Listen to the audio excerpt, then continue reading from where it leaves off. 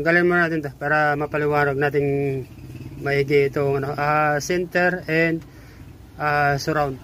Merong nagtanong kasi sa previous vlog ko kung ano raw na speaker ang swak dito sa center and surround.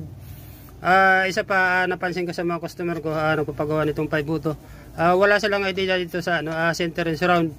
Magkahiwalay kasi yung min amp dito sa center and surround. Kahit sira guys yung min amp, gagana ito guys yung kanyang surround. Ulitin ko ulit, yung speaker dito guys, malalaking speaker ang ginagamit dito. Dito guys, maliliit na speaker lang pwede rito. Hindi pwede kabitan ng malalaking speaker ito. Maaring gagaragal yung kanyang sound or maaring masisira yung kanyang IC sa loob. May ginawa akong long video para dito sa center and surround. Panoorin nyo na lang guys. Ulitin ko ulit, maliit na speaker.